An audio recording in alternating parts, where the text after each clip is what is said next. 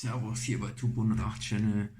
Heute mit einer geilen DIY, Do-It-Yourself GW 5000B.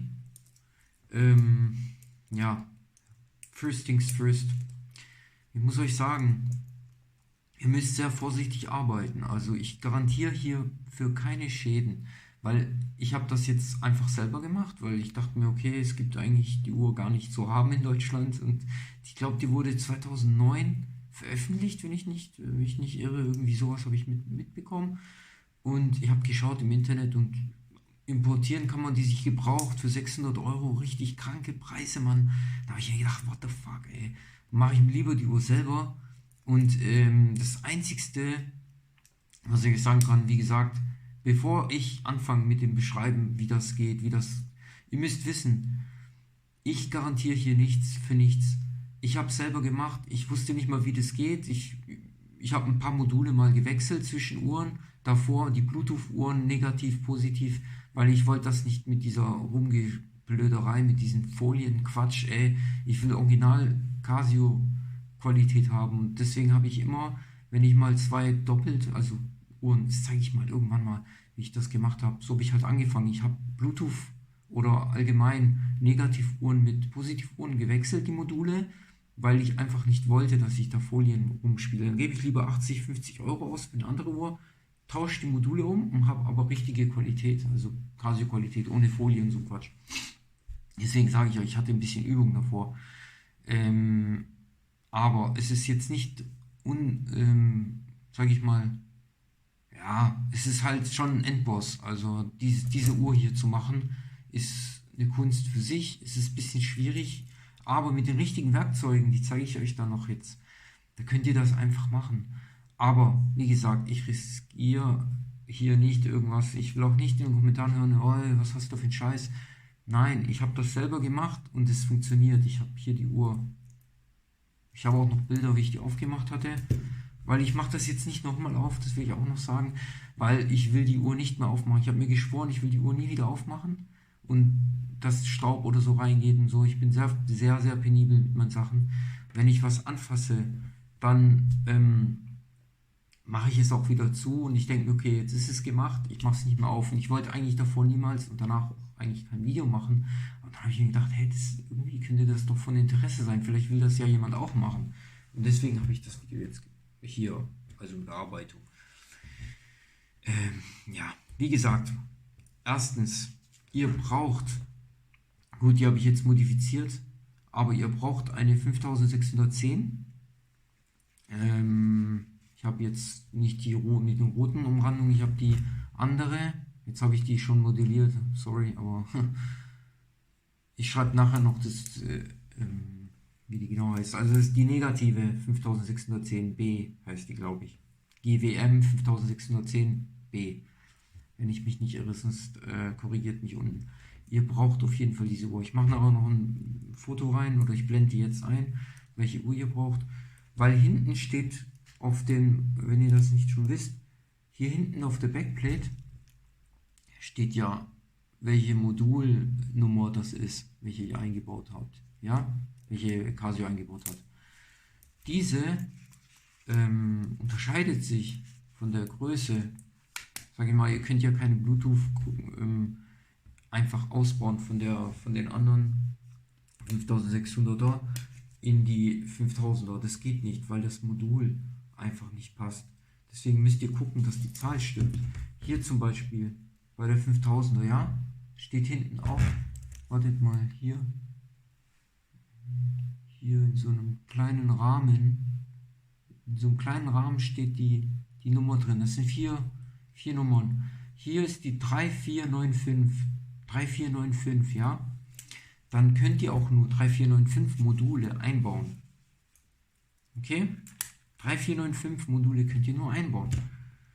So, 3495 Module ist in der 5610 drin. B, das negative, nicht die positive Version. Die habe ich, also nicht durcheinander werden. Das ist jetzt ein 5000er Modul. Ich habe das ja ausgetauscht, wisst ihr? So.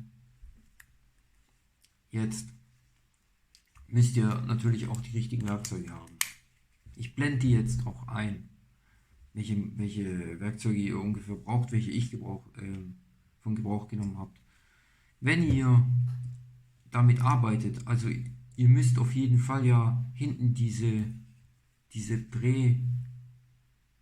keine Ahnung, Drehdeckel. Ihr müsst ja den Drehdeckel aufmachen, ja. Da habt ihr, es müsste nicht dieses Gerät sein, ich habe so ein Billiggerät, aber ihr könnt auch ein besseres Gerät kaufen, das ist mir egal. Aber es hat jetzt einfach damit auch funktioniert. Ich tue das kurz mal beschreiben. Wenn ihr das noch nie gehabt habt, ich habe es auch zum ersten Mal für diese Uhr benutzt, ich habe noch nie mit sowas gearbeitet gehabt. Zwar habt ihr solche kleinen Dinger mit vorne sind wie so kleine Stäbchen, Nippel, oder keine Ahnung, wie man die nennt, ich bin kein Uhrmacher. Und ich habe das in verschiedenen Größen, das habt ihr wahrscheinlich auch, wenn ihr sowas kauft, ja.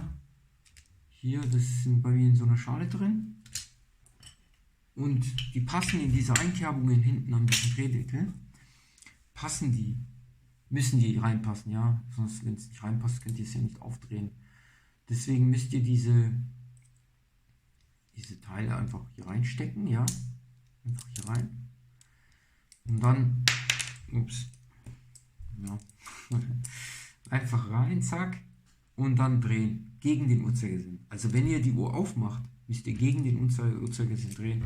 Wenn ihr sie zumacht, natürlich gegen versetzt.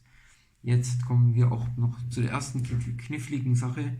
Wenn ihr das aufmacht, das muss eigentlich ganz einfach aufgehen. Das ist nicht so schwer. Das macht auch Klick, ein bisschen kleinen Ruck und dann macht es schon Klick. Aber damit ihr nicht abrutscht, ja, weil ein Kumpel von mir hat die Uhr auch konvertiert und der ist leider ein bisschen abgerutscht. Ich kann auch noch ein Bild einfügen, wie die Uhr jetzt aussieht. Hinten G-Shock hat natürlich den Drehdeckel mit DLC coated oder so nennen die das doch, Diamond coated.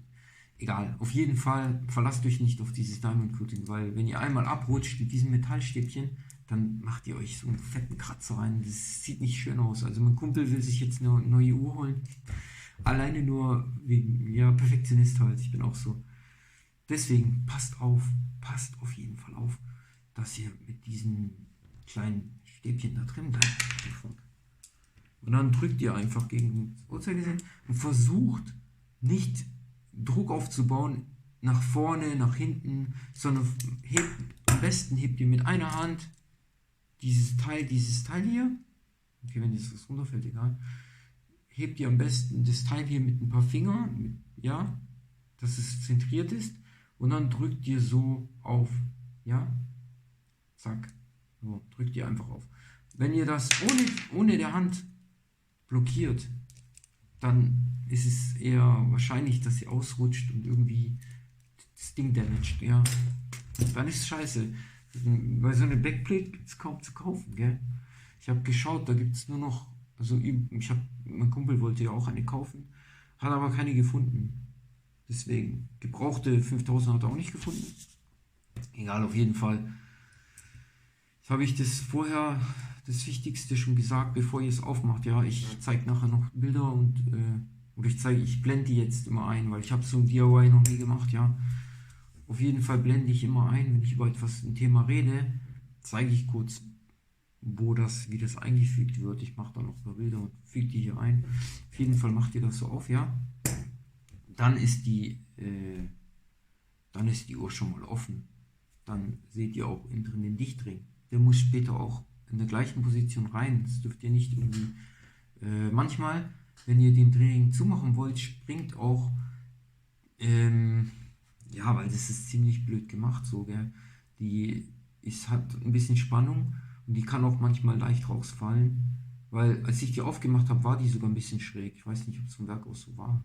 Aber auf jeden Fall, wenn ihr es aufmacht wenn ihr es zumacht, meine ich, dann guckt ihr einfach, dass es halt richtig zentriert ist. Wie gesagt, das muss ja Wasserdichtigkeit noch haben. Und wenn ihr da wirklich sicher sein wollt, dass ob die Uhr noch dicht ist, müsst ihr zum Uhrmacher gehen und so ein keine Ahnung, wie die das nennen, Wasserdichtigkeitsprüfung, keine Ahnung, egal. Aber sollte eigentlich klappen, so.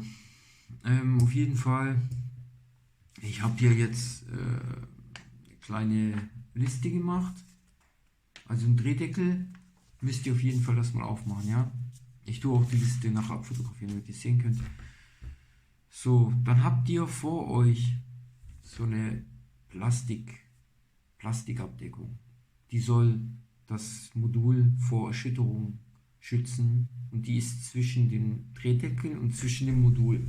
So, müsst ihr natürlich gucken, dass ihr das sauber entfernt. Dann seht ihr auch, also ich tue ja alles, wie gesagt, einblenden hier. Die Abdeckung hat vorne, die Abdeckung hat oben auch so eine Art so eine kleine Feder. Und die kleine Feder müsst ihr ich zeige dir noch die Werkzeuge, aber das ist ich habe sowas benutzt, so eine feine Zange, auch von meinem Urzeugs-Reparaturkit. Nehmt ihr die sauber raus, ihr müsst ihr wirklich aufpassen, also ich garantiere hier für nichts, gell, aber wenn ihr das nachher in die, zum Beispiel, ihr wollt ja, also für mich war das wichtig, dass ich den 5000er Modul in einer anderen Uhr verwenden kann. Und die kann man halt nur verwenden, indem man die Feder entfernt, weil die Feder ist bei anderen Uhren wie die 5610 ist die Feder breiter, also Durchmesser ist breiter. Deswegen müsst ihr die Federn austauschen. Das ist möglich, indem ihr die einfach rauszieht, aber da müsst ihr aufpassen, gell? Komplett rauszieht und aufpassen, dass die euch nicht wegfliegt, weil die ist so klein, dass die euch. Mir ist sie weggesprungen einmal, da musste ich ein bisschen mit Taschenlampe suchen. Richtig starke Taschenlampe müsst ihr da nutzen und unten gucken auf den Teppich musste ich sogar suchen. Mal. Auf jeden Fall habe ich sie wieder gefunden. Dann habe ich sie eingefügt. Und dann müsst ihr auch aufpassen. Jetzt habe ich kein Bild von der Feder. Aber die Feder, wenn ihr die rausholt, ja, von der Stelle, dann seht ihr unten, also die gegenüberliegende Seite, die am Fuße ist eine ganz kleine, ja, die Feder ist, wie soll ich sagen, die hat, das Draht schaut nach vorne, richtig, das Draht ist abseits. Und dann müsst ihr gucken, dass diese abseitige, dass die Feder, das seht ihr sofort, die braucht gar nicht erklären, aber wenn ihr die Feder rausholt, dann seht ihr das. Und diese Seite muss natürlich nachher auch nach unten gucken, wenn ihr die einfügt, damit die auch so standardgemäß auch richtig eingefügt wurde. So, und wenn ihr das macht, dann passt auch die Abdeckung wieder in die rein, weil die Negative, die ja von dieser Version hier, von der 5610B rausnimmt, die Negative, die hat ja diese dickere Feder und damit dieser Deckel, der an den 5000er drin war, wieder passt, braucht ihr ja theoretisch und logischerweise natürlich die andere Feder von der 5000er. Deswegen müsst ihr die entfernen und die austauschen zwischen den Modulen. Dann passt die Abdeckung wieder. Versteht ihr? Ja, es ist komplizierter als man denkt, aber das ist wirklich eine knifflige Sache. Dann, wenn ihr den Schritt jetzt erledigt habt und die Feder rausgenommen habt, weil das macht ihr lieber jetzt, anstatt wenn das Modul ausgebaut ist, weil ich habe es gemacht, als das Modul ausgebaut war. Und da ist es natürlich ein bisschen schwieriger, weil da müsst ihr es irgendwo ablegen, dann müsst ihr das rausholen, weil ich habe das zuerst mit der anderen Abdeckung gemacht und dann habe ich gemerkt, dass es innen drin gewackelt hat. Dann habe ich es ausgetauscht und das ging. Weil mein Kumpel hat es auch so gemacht. Der hat es auch zum ersten Mal gemacht und der hat es mir auch gesagt, ja, das geht. Und dann habe ich geguckt, war cool, ja. Auf jeden Fall macht das sehr vorsichtig, ja, und holt das sofort raus aus dem Modul, wenn ihr das aufgemacht habt. Drehdeckel, alles wie ich es beschrieben habe. Dann holt ihr die Feder raus als dritten Punkt. Nach der Abdeckung holt ihr die Feder das sofort raus. Dann das Modul, passt auf, das Modul müsst ihr so raushebeln, da müsst ihr gucken nach einer Kerbe irgendwo. Also ich weiß jetzt nicht, bei der 5000er gab es eigentlich so gut wie keine Kerbe, aber ihr müsst halt mit einer feinen, hier, ich habe so ein ganz feines, kleines Schlitzschraubendreher. Da geht ihr einfach seitlich irgendwo rein und hebelt das Modul raus. Ja, das ist eigentlich, wenn man es sauber vorsichtig macht, ihr müsst halt aufpassen, dass ihr nicht in die Kontakte reingeht oder in diese feinen Platten. Da gibt es ja diese, die tue ich jetzt einblenden noch, da gibt es ja für die Knöpfe, für die Regelknöpfe, gibt es ja so kleine Blättchen. Da nicht rein. Also nicht zwischen dem Blatt und das Modul. Außen könnt ihr, also außen an dem Blatt ja, aber geht niemals dazwischen. Mein Kumpel hat nämlich seine Uhr so zerstört, also sein Modul hat er zerstört, weil er irgendwie falsch reingegangen ist. Ihr dürft niemals in dem Modul reindrücken, irgendwas Pressure drauf, weil G-Shocks sind sehr, sehr, sehr tough. Aber wenn ihr ins Herz reingeht, sozusagen in die Organe, die sind ganz, ganz fragil. Also ja, die gehen sehr schnell kaputt. Da müsst ihr sehr aufpassen. Also außenrum an diesem Modul könnt ihr euch ranhangeln, ganz langsam, lasst euch Zeit, passt auf. Schnell sein könnt ihr bei anderen Dingen, ja, aber bei solchen Sachen, weil wenn euch das Modul abfuckt, dann müsst ihr eine neue Uhr kaufen, ja. Das hat mein Kumpel auch gemacht, hat sich dann einfach, ja, aber dem ist der 5000er Modul kaputt gegangen, glaube ich, was, ne? Nee, das Negativmodul, ja. Deswegen musste er sich dann eine andere holen. 5610B. Nochmal.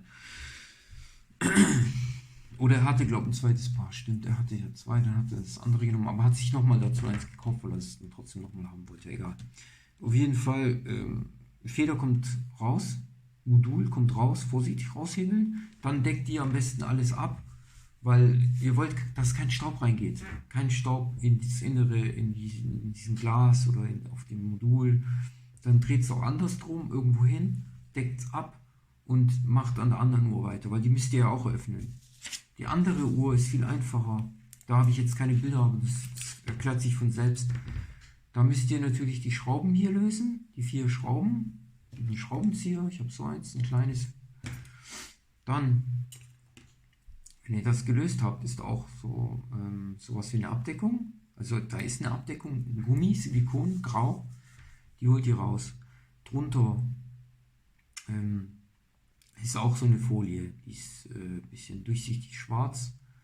Die ist, glaube ich, fürs Elektroweiterleiten, ich weiß nicht für was, aber auf jeden Fall nimmt ihr die ab, auch, und legt es so hin, dass es auch wieder in der gleichen Reihenfolge, in der gleichen Seite auch wieder aufliegt. Also nicht, dass ihr es irgendwo hinlegt und dann es falsch rum auflegt, weil dann passt es ja nicht mehr. Also merkt euch genau, wie ihr es abnimmt und macht es genauso hin. Wisst ihr, wie ich meine? Passt auf, macht es auf jeden Fall sauber. Dann, wenn ihr es aufgemacht habt, dann seht ihr wieder die Feder. Wenn ihr diese 2 Blättchen abnimmt, ist da die Feder, ja? Und die Feder wird abgenommen. Das ist ja, so wie ich vorhin erklärt habe, die dickere Feder. Und die dickere Feder kommt dann auf die 5000er. Auf das andere, auf die dickere, ja, kommt auf die andere, auf die positive. Und die positive hat ja die kleine, dünne Feder, die kommt in die 5000, in diese, halt in die negative dann. Ja, dann hebelt ihr.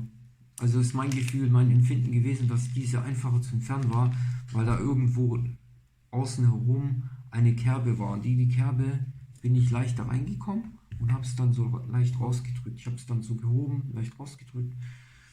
Macht das ganz langsam, vorsichtig. Und wie gesagt, ich garantiere für nichts, gell. Also muss jeder selber aufpassen. Also das ist eine Arbeit, da nimmt man sich lieber mal eine Stunde, 2 Stunden, aber macht das sehr sauber, weil am Ende, wenn ihr so ein Ergebnis habt und die funktioniert, ja, dann seid ihr echt zufrieden. Dann müsst ihr es auch nie wieder aufmachen. Es bleibt für immer sozusagen. Arbeitet einmal richtig sauber, ohne Staub, ohne irgendwas. Nehmt euch am besten so ein Handtuch noch und das Staub entfernt, Mikrofaser. Aber passt auf, genau, was ich noch sagen muss, gell. Wenn ihr das Modul rausgenommen habt ihr sozusagen oben, ja, ist ja logisch, da ist ja dieses Display, ja, das Display, was vorne natürlich ist. Unter dem Display oder drüber sind 2 kleine Federn, die mit diesem Solarpanel verbunden sind von innen. Wenn ihr Staub habt auf dem Display, und das sieht natürlich scheiße aus, sorry, aber gut Deutsch, ja, dann sieht man den Staub natürlich auf dem Display. Und das ist für mich ein No-Go. Ich denke dann immer dran, scheiße, das ist ein Staubkorn. Und ich bin Perfektionist bei solchen Dingen, ich will es perfekt haben. Was macht ihr dann? Ihr geht mit einem Fusseltuch, eine Folie, mit einem Ding drüber, ja. Mikrofasertuch. Was passiert? Die Feder wird euch rausbrechen, weil ihr nicht vorsichtig wart. Deswegen sage ich, passt auf. Ihr müsst gucken, dass ihr, wenn ihr das macht, den Display schön ab mit einem feuchten, leicht feuchten Tuch. Mit Glasreiniger oder sowas. Aber ganz, ganz leicht. Das darf nicht nass werden, weil ihr arbeitet da mit sehr sensiblen Produkten, die auch nicht wasserdicht sind. Von außen ja, G-Shock, alles komplett, ja, könnt ihr machen, was ihr wollt. Aber solange ihr am Herzen arbeitet, müsst ihr sauber arbeiten. Da sage ich euch, nehmt euch Zeit, macht es schön sauber. Dann legt es andersrum hin, dass das Display nach unten zeigt. Irgendwo auf ein Tuch, macht es zu. Oder macht eine Folie drauf, dass kein Staub reingeht. Weil dann müsst ihr weniger putzen, weniger Arbeit. Das ist eigentlich Nonplusultra, beste Arbeit, was ihr machen könnt. So sauber. Jetzt habe ich euch den Tipp noch gegeben mit der Sauberkeit, wie das funktioniert, wie ihr das machen könnt. Dann müsst ihr natürlich das Modul, habe ich ja gesagt, rausholen. Und dann habt ihr die halbe Arbeit schon gemacht. So einfach kann es gehen. Aber jetzt kommt die nächste harte Challenge. Wenn ihr das Modul von der 5610 MB, das Negativmodul, in die 5000 einarbeiten wollt, also austauschen wollt, ja, dann werdet ihr merken, dass die Pusher, wahrscheinlich bei einer von den Uhren wird es euch wahrscheinlich passieren, dass ihr das nicht reinbekommt, den Modul. Weil die Pusher, also die Knöpfe hier, ich zeige ja noch ein Bild nachher, wie das von innen aussieht. Das sind so ganz kleine Stäbchen, also dass die Pusher überhaupt auf den Metallplatinen draufgehen und diese Blättchen gehen dann mit Metallkontakt überein und dann löst es sozusagen die Funktion aus, die ihr haben wollt, ja. Diese Pusher dort oder die Blättchen, die werden nicht reinpassen, aber macht es nicht mit Gewalt. Drückt niemals das Modul mit Gewalt gegen die Pusher, weil ihr seht das vielleicht gar nicht. Ich habe das am Anfang gar nicht gesehen. Mein Kumpel hat deswegen auch so ein Modul kaputt gemacht, weil er in die Blättchen reingegangen ist mit so einem Ding oder mit irgendwas anderem. Dann hat er zwischen dem Modul und den Blättchen, die wo in Kontakt sind mit den Knöpfen, hat er reingedrückt und wie gesagt kaputt gemacht, habe ich ja vorhin schon gesagt. Deswegen, wenn die nicht reingeht, das Modul, weil das wird wahrscheinlich anstoßen, weil das ist ja normal, das federt ja außen an, gell? Das muss ja unter Spannung sein. Wenn ihr das jetzt reinlegt, ja, dann drückt ganz leicht das Blättchen, das in Kontakt ist mit dem Metall von außen, das könnt ihr reindrücken, ganz leicht, also ganz fein. Und dann schiebt ihr es rein. Während ihr es reindrückt, schiebt ihr es mit dem Finger, also einmal mit dem Finger, ihr müsst mit beiden Händen arbeiten, ja, drückt ihr das leicht so rein, ganz, ganz leicht, dass es durchrutscht. Dann drückt ihr das rein. So wie ich es gemacht. Weil das Modul bei einem von beiden Modellen, bei mir war halt, bei der 5000 ist es leicht reingerutscht, dieses Modul hier. Aber, was ich hier gemacht habe, als ich den 5000er Modul in die 5610, also, ja, B, ihr wisst, was ich meine, als ich die da reinmachen wollte, hat es nicht geklappt. Es hat einfach nicht geklappt. Ich weiß nicht warum. Ja, ich weiß warum. Im Nachhinein. Da war es natürlich das Problem hier. Das, was ich gerade gesagt habe. Und nicht mit Gewalt arbeiten, weil sonst ist das Modul auch schräg. Es kann schräg sein. Es kann nicht den Kontakt mit dem Solarpanel aufnehmen, weil die unteren stehenden Federn unter dem Display, die müssen ja auch wieder in diese Kontakte rein. Und die sind ganz genau ausgearbeitet, dass es Millimeter genau arbeitet. Sonst lädt sich die Batterie auch nicht auf. Das könnt ihr dann daran gut erkennen, das ist zum Glück bei den Uhren einfach. Da steht ja Medium, High und LMH. Das heißt ja das, L Medium High, und das ist bei mir High. Immer noch nach der Zeit, das bedeutet, es funktioniert. Und genauso das hier, das ist auch noch auf High. Ja. So, jetzt habe ich es eigentlich erklärt, worauf man am meisten achten muss. Und wenn ihr den Drehdeckel wieder zumacht, dann gucken, wie gesagt, dass das innen drin auch alles richtig passt. Also der Dichtungsring, dann könnt ihr das leicht zudrehen. Und aufpassen auch beim Zudrehen, dass ihr nicht zu viel Drehmoment drauf macht mit der Hand. Also ich weiß nicht, ich habe keinen Drehmomentschlüssel oder sowas. Wie beim Auto zum Beispiel, das ist voll einfach. Hier macht ihr es einfach handfest erstmal. Schön zudrehen, dass es nicht mehr geht. Und dann nutzt ihr das hier erstmal mit der Hand zudrehen, ja, handfest. Dann dreht ihr das mit dem hier ein bisschen zu. Zack, zack, zack. Solange es halt geht, und wenn es dann nicht mehr geht, dann leichten Ruck, fertig. Ja, man muss nicht übertreiben. Das war's eigentlich. Ja, mehr habe ich dazu auch nicht zu sagen. Also, wenn ihr irgendwie Fragen habt, Comments, irgendwas, gerne Comments da lassen, gerne kommentieren. Ich mache auf jeden Fall hier, wie gesagt, ich habe die Uhr nicht mehr aufgemacht, weil ich es nicht mehr wollte. Ja, das hätte ich hätte es gern für das Video eigentlich gemacht damals, gleich von Anfang an, wie ich das gemacht habe. Aber ich habe nicht gewusst, ob es succeedet, ob ich Erfolg haben werde damit. Ich habe es einfach probiert und es hat funktioniert. Ich habe ja hier die Uhr. Und das ist geil, das lohnt sich. Also wenn ihr, die Arbeit lohnt sich. Wenn ihr die einmal gemoddet habt, ja, die sieht so aus, dann denkt ihr euch, ja, das war's wert. Ich habe am Anfang, wie lange habe ich gebraucht? 20 Minuten? Ne, 2 Stunden würde ich sagen. Fast 2 Stunden, weil ich halt nicht wusste mit der Feder, ich wusste das nicht. Dann, ich wusste nicht, dass man die Blättchen so nach vorne, nach außen, nach innen schiebt, dass es auch reinpasst. Und ich habe ein bisschen gedrückt und so und wusste nicht warum. Und das sind halt so Sachen, die halt man nicht weiß, gell. Also man lernt durch Failen, wie sagt man da, Trial and Error, gell. Sprachenlernen Das ist Bubble. halt so, Übung macht den Meister. Und Gott sei Dank habe ich ja vorher schon ein bisschen gemoddet, zum Teil ausgetauscht, wie ich vorhin am Anfang schon gesagt habe. Deswegen war es dann einfach. Und arbeitet vorsichtig, sauber, dann wird dann wird es auch klappen. Ich hoffe, ich habe euch ein bisschen Inspiration gegeben, das vielleicht mal auszuprobieren.